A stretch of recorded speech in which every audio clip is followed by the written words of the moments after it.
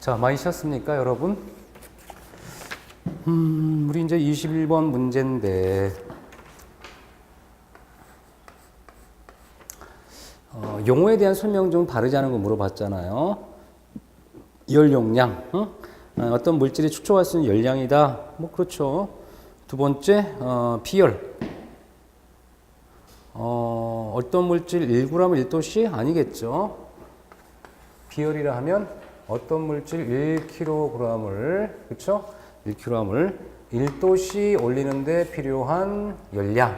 그래서 우리가 물이다 그러면 1kcal per kg 도씨 또는 약 4.2 kJ per kg 도씨라고 하죠.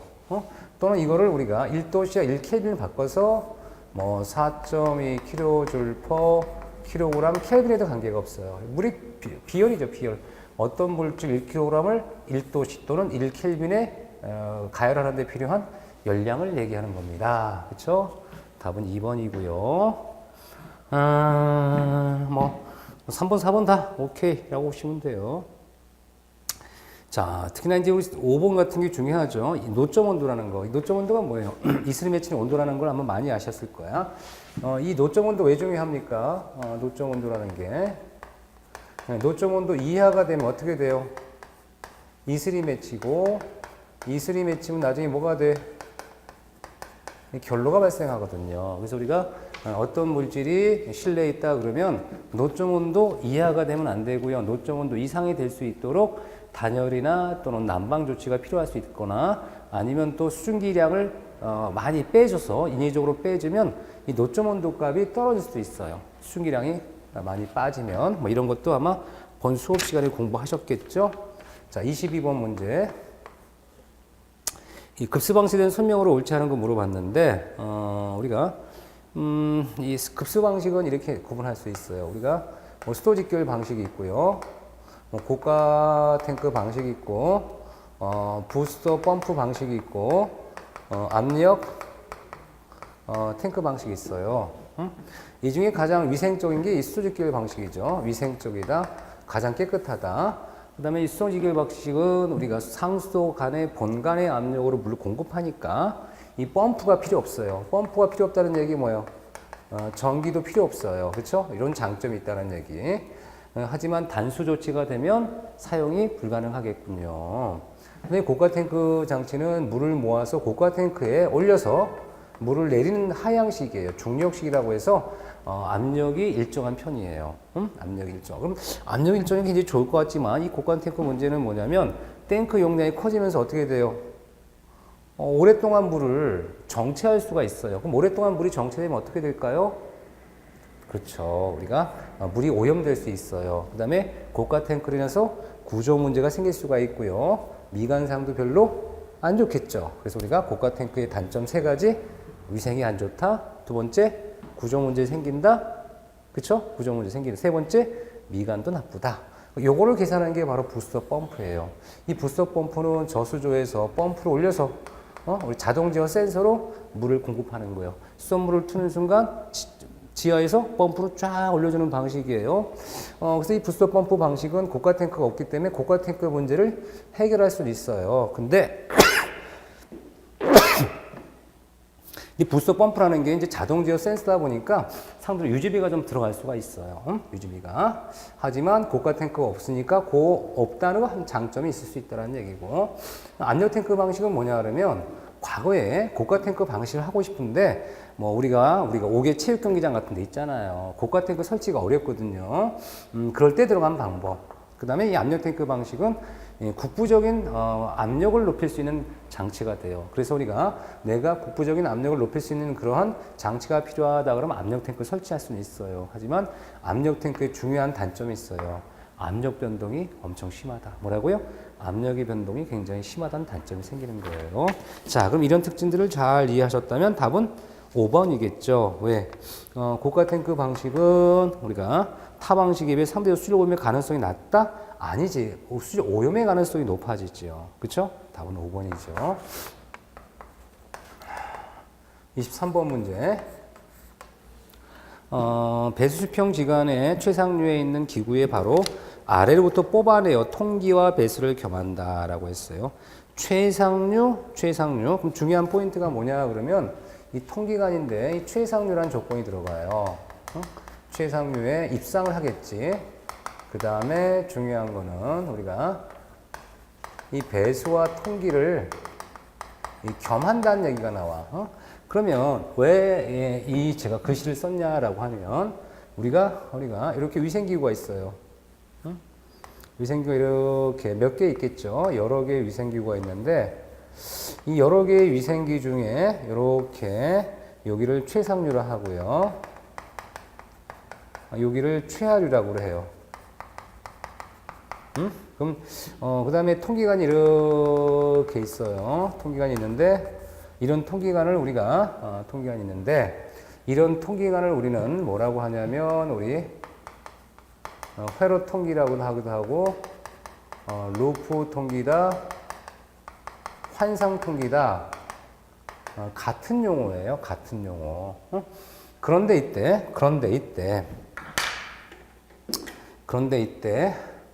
여기 구간은 특별히 우리가 회로 통기 구간의 일부를 습식이다, 수변 통기라는 얘기를 해요. 왜 그랬을까요? 라고 하면 루프나 회로 통기에서 이 최상류 위생기구가 물을 쓰면 이 구간은 배수 구간 역할을 하는 거고요. 그 다음에 이 최상류관은 다른 위생기구가 물을 쓰게 되면 이 구간은 통기관 역할을 하거든요. 그래서 겸한다라고 그래요. 그래서 우리가 요 정답은 습식 또는 수변 통기를 찾아야 되는 거예요. 그렇죠? 이렇게 우리가 보시면 답은 5번이다 라고 생각하시면 될 것 같아요. 자, 밑을 잘 보셔야 되는 거예요. 만약 이렇게 배수와 통기를 겸하지 않고 그냥 최상류에 입상하는 관이다 라고 그냥 얘기를 한다 그러면 우리가 루프 통기가 되지만 입상하고 또 뭐라고 나왔냐면 바로 아래부터 최상류기로 아래부터 입상했는데 통기와 배수를 겸한 용어가 들어갔기 때문에 습식이나 수변이라고 하는 용어가 나왔었던 거예요. 이해하시겠죠? 요 차이가 얻어 생긴다는 거, 요게 있느냐 없느냐가 아주 중요한 포인트가 됩니다. 자, 24번 문제. 우리가 장시간 폭기 방식에 의한 오수정화제의 오수정화 순서를 나타낸 것이라고 했는데 저는 이렇게 얘기했어요. 이거 그냥 스포츠를 찾아라. 그래놓고 여기에 이제 스크린. 얘가 폭기죠. 침전조 이렇게 나와니까 답은 몇 번이야? 1번이죠. 그러니까 요거 잘 발음이 안 되거든요. 원래 스폭, 침소 발음이 안 되잖아. 그러니까 뭐만 기억하면 돼. 우리는 운동을 좋아하니까 스포츠 기억하고 이렇게 비슷한 거 찾는 거예요. 이 요령이에요, 요령. 왜냐면 사람마다 다 외우는 방법이 있고 한데 이거 아크자 따서 외우려는 게 발음이 잘 안 돼. 그래서 차라리 그냥 스포츠 기억하십시오. 스포츠와 가장 가까운 게 1번이죠. 이렇게 걸러내면 돼요. 25번 문제. 우리 공기 상태 변화라고 했는데 25번 문제는 뭐 생각하면 돼요? 냉각을 했어, 냉각.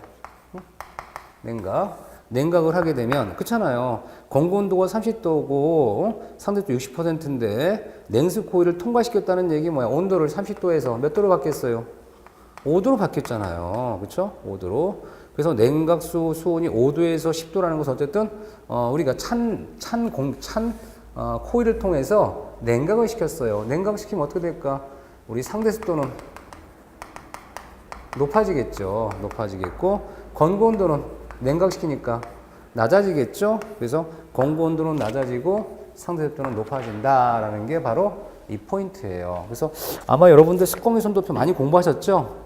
그래서 우리 습공유선도표 꼭 기억하셔야 돼요. 습공유선도표에 어떤 관계되는 거 제가 수업 시간에 말씀드렸는데 우리가 중요한 것은 자 공기온도도 마찬가지예요. 우리 냉각을 여기 상태점이라고 있었어요. 상태점에서 이렇게 가면 뭐가 돼? 우리 가열이 되는 거고요. 이렇게 되면 이렇게 위치를 옮기면 냉각이 되고 위로 올리면 뭐가 돼요? 가습이 되고 이렇게 내리면 뭐가 돼? 감습이 되는데 이렇게 상태점 옮길 때마다 여러 가지 요소들이 바뀌잖아요. 이거 커졌는지 작아졌는지는 꼭 아셔야 되는 겁니다. 요거 수업 시간에 많이 하니까 수업 시간에 꼭 했던 거 참조해서 공부를 하셔야지 이런 문제 맞힐 수 있는 거예요. 맞출 수 있는 겁니다. 난이도 있는 문제예요. 자, 26번 문제. 배관 공사에 대한 설명으로 틀린 거 물어봤죠. 1번 급수배관 구변은 250분의 이상으로 하도록 되어 있고요. 두 번째 읽어보세요. 소리에서 시작. 오해 안 있는 분이 있어요. 읽어야 느낌이 와요. 다 같이 읽어보는 거예요. 급탕 배관의 보온 피복 공사는 배관의 수업 시험을 하기 전에 뭔가 이상하다. 그죠? 뭔가 이상하다. 이거 답이네. 그죠? 왜냐면 우리가 이렇게 우리가 배관 공사 하기 전에 뭐를 해야 돼요? 수압 시험을 해보는 거예요. 수압 시험 하면 어떻게 돼요?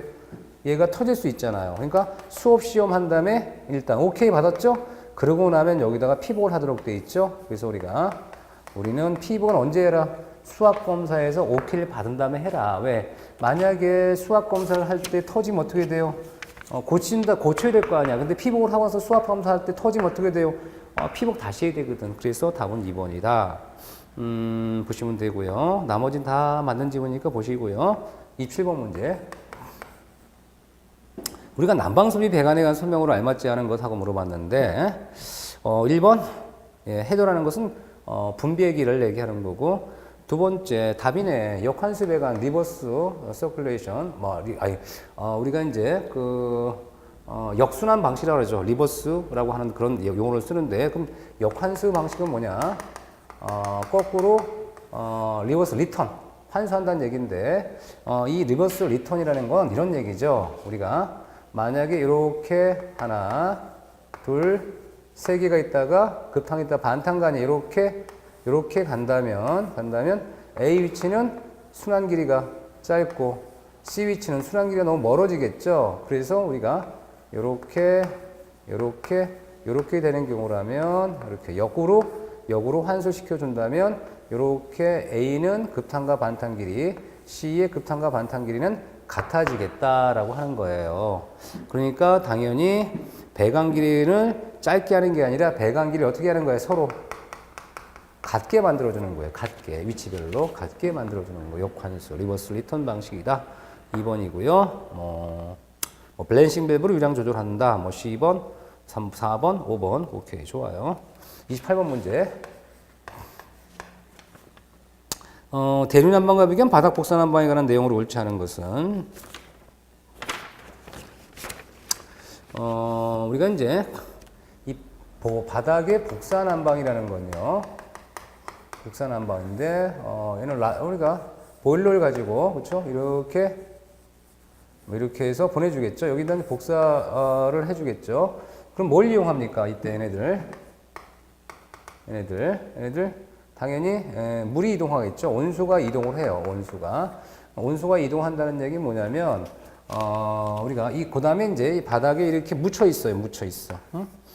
단열재 있고 체온층이 있고 배관층이 있고 이렇게 마감층을 하는데, 그러다 보니까 얘들이 급하게 뜨거워지지는 않습니다. 그러니까 예열 시간이 좀 길고 서서히 가열되고 서서히 식으니까 답은 3번이다. 예열 시간이 긴 편이고요. 그렇죠? 네, 답은 3번이네. 3번. 자, 그 다음에 29번 문제. 지역 난방이에요. 1번이죠. 열선실이 크죠. 왜냐면 지역 난방은 우리 뜨거운 열들을 멀리까지 보내야 되니까 배관으로 공급할 거고, 배관에 의한 열선실이 크다라고 봐야 돼요. 30번 문제. 냉동기가 나오는데 1번 오케이. 2번 아니죠. 이 성적계수 냉동기의 성적계에서는요, 우리 압축 열량에 대한 출입과 증발기 출입 열량인데, 증발기 출입 열량을 우리 냉동 효과라 그래요. 냉동 효과. 글씨가 그렇게 안 써지냐 오늘. 손가락이 아파서 그래요. 냉동 효과라고 하고, 얘가 이제 압축 열량이니까 답은 2번이네. 왜냐면 냉동 효과를 압축 열량으로 나눠준 거라고 해야 되는 거예요. 이거 우리 지지난번 우리 기본서 수업 시간에 했던 거잖아. 심화과정 시간에. 그죠? 그런 거. 31번 문제. 이 정풍량방에서 설명으로 가장 바르지 않은 건데, 정풍량에는 어디서 속하냐 그러면 우리 공조 덕트 중에 이 단일 덕트가 있고 이중 덕트가 있고요. 이 단일 덕트는 다시 CAV, VAV가 있는데, 이 CAV가 바로 뭐예요? 이게 바로 이제 정풍량이라는 거야. 정풍량. 일정한 풍량을 유지한다는 얘기잖아요. 1번, 2번, 뭐 3번, 뭐 4번, 5번 봤더니 정풍량 방식은 변풍량에 비해 설치빈 저가임. 여기까지 맞아. 냉난방을 유지하는 에너지 소모가 덜 들어간다? 아니죠. 에너지 소모는 더 커집니다. 왜냐하면 이 정풍량 방식은 가장 부하가 큰 쪽을 맞춰주다 보니 상대적으로 불쾌감이 유발될 수 있고요. 에너지는 부하량보다 더 들어갈 수 있다는 거 제가 강조했던 얘기잖아요. 그렇죠? 자.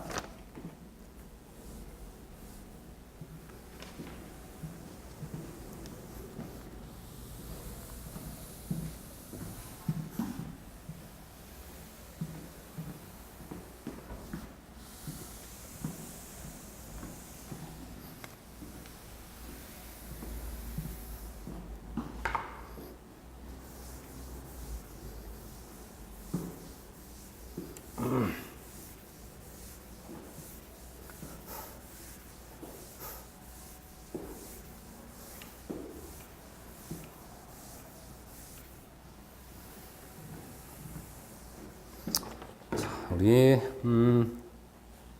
32번부터 풀면 되겠죠. 다시 통기관의 역할이 다 바르자는 건데 5번이겠죠. 왜냐하면 우리가 위생기구가 있고 이렇게 배치가 되면 얘가 이제 우리가 봉수가 있겠죠. 봉수가 있고 그다음에 이렇게 해서 통기관이 있어요. 그러면 이제 우리가 뭐라고 해야 되냐면 이 봉수를 저장하는 이 구조를 뭐라 그래? 트랩이라고 하죠. 그럼 트랩과 봉수는 벌레가 들어가는 걸 이걸 방지하고 악취 방지하는 거예요. 그렇죠? 통기관은 우리가 이 압력 차에 의한 압력 변동에 의한 봉수 파괴를 방지하는 거잖아요.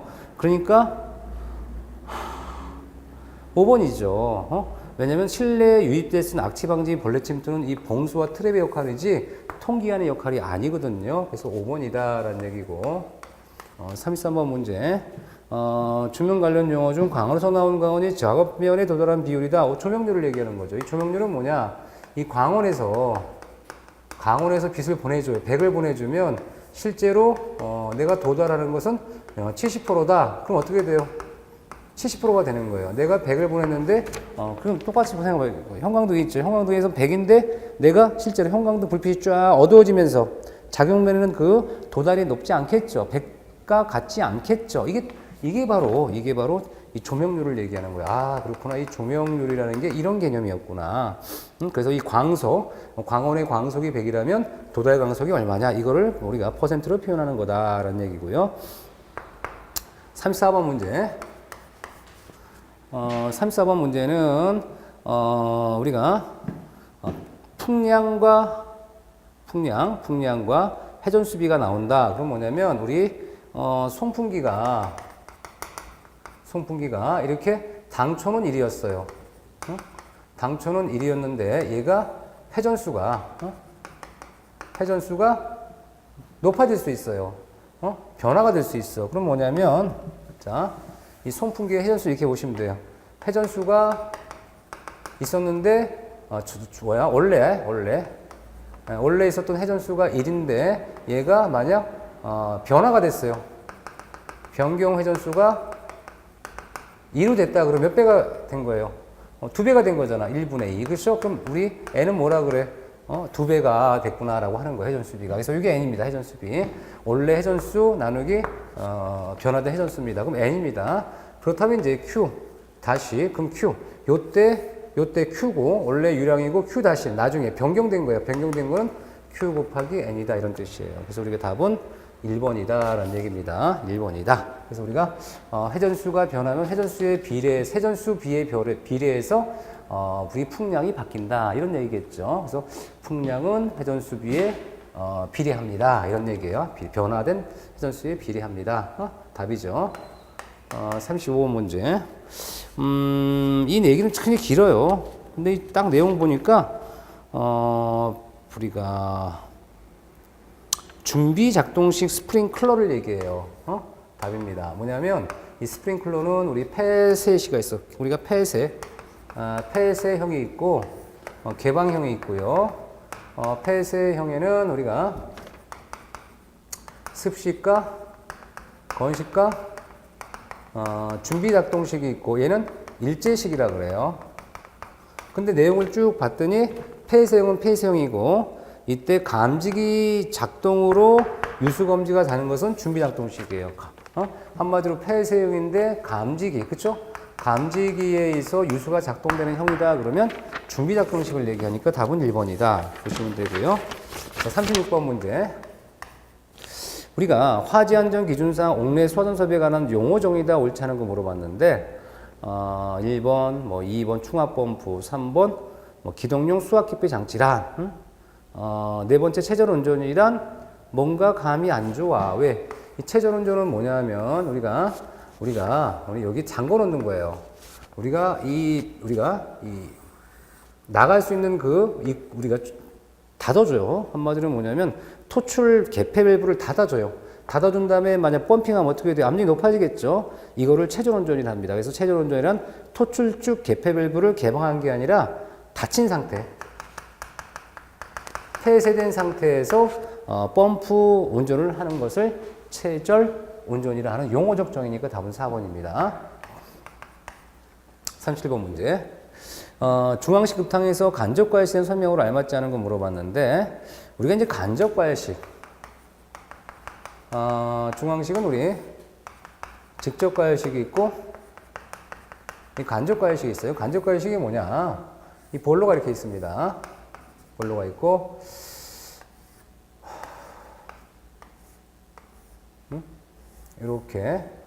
이렇게 만약 있다면 직접과열이고요. 간접과열은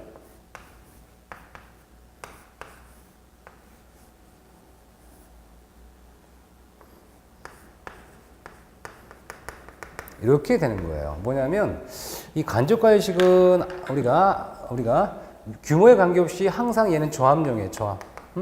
물때가 많이 안 생기고 과부하 우려가 별로 없는 게 간접과열식. 다만 단점은 뭐냐면 전열 효율이 좀 낮은 편이에요. 그렇다면 이제 쭉 내용 보니까 직접과열, 간접과열 쭉 나왔죠. 간접과열식이야. 1번, 그쵸. 가열코를 통해서 열을 전달하고 두 번째, 직접과열식과 비교하면 보일러 내면 스케일이 가장 많이 발생한다? 작게 발생하거든요. 그 답은 그래서 2번이다. 라고 생각하시면 돼요. 스케일이 작게 발생합니다. 스케일이, 물때가. 자, 38번 문제. 38번 문제는 뭐냐면 냉동 설비가 나와요. 1번, 2번, 3번. 흡수식 냉동기의 냉매는 물을 이용합니다. 이거 숙제하라고 그랬어요. 아마 기본 수업 시간에 계속 제가 크게 강의하면서 이거 꼭 숙제하셔야 됩니다. 라는 내용이 있었잖아요. 요 내용이에요. 자, 39번 문제. 안전장치 분류가 바르지 않은 거. 이게 이제 최근에도 나왔던 문제였잖아요. 우리 시험에도. 그쵸? 최근에 기출문제로. 제가 이걸 딱 찍어서 제가 표를 딱 만들었어요. 왜? 공부하라고. 그러니까 우리가 정기적 장치와 기적 장치 딱 구분하는데 정기적 장치에 그 아크자 따면 뭐가 되냐면 주전자예요. 주자가 들어가거나 전자가 들어가거나 자물쇠 스위치까지 뭐예요? 정기적이거든요. 주 들어가죠. 과부하 계전기에 전자 들어가죠. 전자불에 전자 들어가죠. 자물쇠 스위치 들어가죠. 얘는 정기적 장치예요. 나머지는 다 뭘까? 대부분 기계적 장치거든요. 그러니까 현재 답은 3번이다. 왜 3번이냐라고 했더니 현재 그 자물쇠 스위치는 어디에 속해요? 정기적 장치에 속하는 거고 문을 연결하는 스위치는 기계적 장치입니다. 문을 연결하는 장치는 기계적 장치이기 때문에 답은 3번이다. 보시면 돼서 요게 D와 E가 틀렸다라고 보시면 될 것 같아요. 요거 제가 강의를 하면서도 이렇게 표를 만들어 놓은 이유가 실제 시험 문제 이렇게 나왔거든요. 이런 걸 잘 보셔야 돼요. 기출문제 유형도 제가 이렇게 과거에 나왔던 모의고사 문제 유사한 거죠. 이렇게 보시자라는 얘기고. 그 다음에 40번 문제는 계산 문제인데 이거 좀 어려웠을 거예요. 왜냐면 우리가 이 지금 부하량이 나와. 그럼 이 문제의 포인트는 뭐냐면 이 부하라는 것은 이 열량이거든요. 열량 공식은 GC 델타 T예요. 근데 현재의 내용은 공기가 들어가니까 이 G라는 것은 환기량에다가 R, 그렇죠? 비중량에다 C 곱하기 델타 T와 같고 따라서 환기량이라는 것은 R, C 델타 T분의 부하량을 하면 되고요. 계산을 하면 이 부하 열량이 12.12kW예요. 킬로와트라는 걸 잘 보셔야 돼요. 자, 그 다음에 우리가 1.2 비중량에다가 1.01 kJ kg 켈빈 곱하기 28 빼기 18이라고 하는 도씨가 들어가요. 도씨가. 자, 그렇다면 이런 단위를 계산을 하면 현재 이 단위가 우리가 쭉쭉쭉 계산을 해주면 12.12가 나와요. 여기에 이렇게 나오도록 써놨어요. 근데 문제는 뭐냐면 현재 기본적인 조건이 킬로와트라는 게 뭐냐면 1와트가 1줄 퍼 세크고 1킬로와트는 1kJ per sec예요. 그러니까 이 킬로와트 대신에 kJ per sec로 하면 단위가 우리가 세크 단위가 나와. 미터 세제곱 퍼 세크 단위로 정리가 돼. 그럼 문제는 뭐냐면 이렇게 계산을 하면 1이 나와. 1이 나오는데 요구하는 답안은 뭐였어요? 시간이었거든. 1시간에 우리가 1시간에 필요한 공기량을 물어보니까 1m per sec는 1초간에 해당하는 거니까 1 곱하기 얼마나 해야 돼? 시간이냐면 3600을 곱하고 미터 세제곱 per hour가 되는 단위 환산이 돼야 돼. 그러니까 답은 4번이 된 거예요. 그래서 현재 이 문제는 부하가 킬로와트는 kJ per sec라는 걸 알고 kJ 단위에 떨어지는 거고, 다만 이 미터 세제곱 per sec가 되니까 시간으로 환산하기 위해서 3600 곱하라고 하니까 아마 여러분들이 헷갈려 라고 할 거예요. 못 푸는 게 아니라 이 단위를 몇 번씩 바꿔야 되니까. 자, 이렇게 해서 이제 문제를 풀어봤어요. 여러분들 40번 문제는 최신 기출 문제를 제가 응용한 겁니다. 최신 기출 문제 유형을 몇 개 응용을 했어요. 왜냐면 여러분이 모의고사 처음 보시잖아요. 우리 전국 모의고사 올해. 실제 시험에서도 이 정도 수준에서 나와요. 시설교는 열심히 해야 돼요? 대충 해야 돼요? 열심히 하셔야 됩니다. 그렇죠? 열심히 하셔야 돼요. 그래서 지금 심화과정이 마무리되고 있는데 심화과정 수업이 굉장히 중요하다고 저는 생각이 들어요. 심화과정을 잘 준비하시면 또 문제풀이 쉬워질 겁니다. 자, 다음에 뵙도록 합니다. 여러분 감사합니다.